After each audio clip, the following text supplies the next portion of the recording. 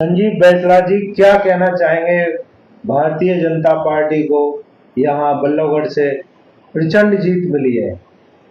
देखिए, मैं जनता जो बल्लभगढ़ की जनता जनार्दन है उसका हार्दिक धन्यवाद करना चाहूँगा कि उन्होंने पंडित मूलचंद शर्मा जी को तीसरी बार बहुत भारी बहुमत से जिताने का काम किया है। उन्होंने 2014-19 में भी उन्हें बहुत अच्छे मार्जिन से जिताया था और 19 में भी तीसरी बार लगातार उन पर विश्वास जताया है। ये जो उनके कामों की जो उन्होंने जो बल्लभगढ़ में जो ऐतिहासिक नगरी है हमारी बल्लभगढ़, इसमें जो इतिहास रचने का जो विकास कार्यों का काम किया है, ये उसकी जीत है। जनता देख रही थी कि भाई 10 सालों में उन्होंने जो काम किए हैं और जो काम वो आगे करने वाले हैं उनको वो बरकरार रखें, इसीलिए जनता ने इस कड़ी को टूटने नहीं दिया और लगातार तीसरी बार, पहली बार शायद बल्लभगढ़ के इतिहास में ये पहली बार ऐसी जीत है जो लगातार तीसरी बार कोई उम्मीदवार जीत के आया है। इसके लिए मैं जनता का बहुत आभारी हूँ और उनका धन्यवादी हूँ कि उन्होंने पंडित मूलचंद शर्मा जी को तीसरी बार जिताया है। जैसा कि बैसला साहब यहाँ पर कांग्रेस के भी प्रत्याशी थे और निर्दलीय भी थे, आम आदमी पार्टी थे, लेकिन पंडित मूलचंद शर्मा जी पर इतना ज्यादा विश्वास जताया और सबसे ज्यादा सर्वाधिक जो है यहाँ पर मत मिले जो और पार्टियां रही बल्लभगढ़ में। देखिए, जब कोई उम्मीदवार तीसरी बार जनता के बीच में जाता है तो उसके खिलाफ काफ़ी सारी बातें होती हैं,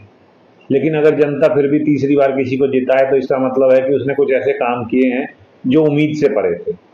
अगर हम बल्लभगढ़ की बात करें तो बल्लभगढ़ में देखें तो जैसे राजा नाहर सिंह के लिए उन्होंने दो दो स्टैचू का निर्माण करवाया और बल्लभगढ़ मेट्रो के नाम जो है राजा नाहर सिंह जी के शहीद थे हमारे, उनके नाम पे रखवाया। रानी की छतरी का जीर्णोद्धार उन्होंने करवाया। बल्लभगढ़ में उन्होंने इतिहास रचने के लिए लघु सचिवालय की बिल्डिंग का निर्माण करवाया और इस तरह के रोड बनवाए जिनकी जनता ने शायद यहाँ हमने कार्यकर्ताओं ने कल्पना भी नहीं की थी। जैसे आप हमारे गुड़गांव कैनाल पे जाएंगे तो वहाँ उन्होंने एक बहुत सुंदर दो 4 लेन का रोड बनवाया जिसकी हमने कभी सोचा भी नहीं था कि यहाँ भी रोड बन सकता है। पक्षियों के लिए दाना पानी पार्क हो या बुजुर्गों और बच्चों के लिए घूमने के लिए उन्होंने जो दादा पोता ट्रैक बनवाया, मतलब ये एक विश्वास से परे के काम थे। और एक भी आज बल्लभगढ़ में उन्होंने 150 किलोमीटर से ज्यादा जो है आरएमसी रोड बनवाए हैं और शायद लाखों पेड़ उन्होंने बल्लभगढ़ में लगाने का काम किया। एक हर समुदाय के लिए उन्होंने 15 सामुदायिक केंद्र बल्लभगढ़ में उन्होंने बनवाने का काम किया। इसके अलावा ऐसा कोई भी बिरादरी या समाज नहीं था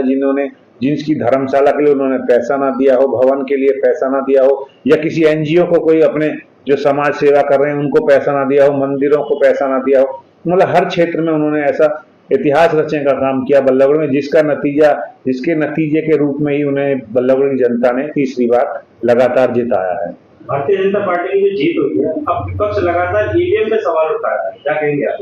देखिए, जब जब हमारे जो ये टीवी चैनल जो विपक्ष को जिता रहे थे तो यही विपक्ष जो है बहुत बड़ी बड़ी बातें कर रहा था और उन्होंने मतलब ये लगाइए आप, ये ऐसा नहीं है कि ये पहली बार विपक्ष इस तरह की बातें कर रहा था। इन्होंने जब छत्तीसगढ़ के चुनाव हुए, मध्य प्रदेश के चुनाव हुए, राजस्थान के चुनाव हुए तो ये इसी तरह की बातें तब भी इसी तरह की कर रहे थे। लेकिन हमारे माननीय मुख्यमंत्री जी जो नायब सैनी जी हैं वो पूरे जनता पे उन्हें पूरा विश्वास था और जब टीवी ने ये बताना स्टार्ट किया, न्यूज ने, कि भाई इनकी इतने एग्जिट पोलों में ये बताना स्टार्ट किया कि विपक्ष कांग्रेस की सरकार आ रही है, तो उन्होंने बाकायदा प्रेस कॉन्फ्रेंस करके कहा था कि सरकार तो हमारी ही आ रही है, लेकिन मैं इतना जानता हूं कि ये लोग 8 तारीख को जब नतीजे आएंगे तो ये ईवीएम का रोना रोएंगे और उन्होंने उस बात को सच भी किया। और ये पहली बार तो है नहीं ईवीएम का रोना, जैसे ही विपक्ष कहीं हारता है वो ईवीएम का रोना स्टार्ट कर देता है और वो ये नहीं देखता कि जहां वो जीते हैं, चाहे अगर आप हम देखें कहीं और कुछ कर्नाटक में, तेलंगाना में, हिमाचल में भी वो जीते थे, तब वो ईवीएम की बात नहीं करते हैं। तो ये विपक्ष का एक प्रोपेगेंडा है जो चलता ही रहेगा, ये तो हम उसमें कुछ नहीं कर सकते इस बारे में। बैसला साहब कुछ ही समय बाकी है और अभी शपथ ग्रहण होना है और क्या कहना चाहेंगे कि पहले मंत्री रहे, मंत्री पद में फिर उनको मंत्री पद से नवाजा जा सकता है पंडित मूल? देखिए, मैं तो ये आपके माध्यम से यही कहना चाहता हूँ कि बल्लभगढ़ की जनता की आकांक्षा ऐसी है कि वो चाहती है कि बल्लभगढ़ का प्रतिनिधित्व जो है हरियाणा सरकार में पहले भी रहा है और तीसरी बार जब मूलचंद जी जीत के आए तो वो चाहती है कि तीसरी बार भी सरकार में उनका प्रतिनिधित्व रहे, क्योंकि एक विधायक और होना और सरकार होना तो विकास कार्य होते हैं, लेकिन जब वो मंत्री थे तो उनका जो अलग से कोटा मिला उसके भी उस पैसे से भी उन्होंने बल्लभगढ़ में काफी सारे विकास कार्य किए हैं। और जो उनपे जो हमारे जो मंत्रालय है, चाहे खनन विभाग हो, परिवहन विभाग हो, या जो अब फूड एंड सप्लाई विभाग था, इनका जो इन्होंने मंत्री जी ने जो उनमें कार्य किए उसका भी हरियाणा सरकार को जिताने में मंत्री जी का भी बहुत बड़ा योगदान था। तो हम उम्मीद करेंगे कि जो जनता की जो हमारा आशीर्वाद है, जनता की जो आकांक्षाएं हैं, भाजपा सरकार उन्हें पूरा करेगी और माननीय मंत्री जी को हरियाणा सरकार में कैबिनेट मंत्री का दर्जा देगी। बैसला साहब, आप बल्लभगढ़ विधानसभा से हैं और आप अपने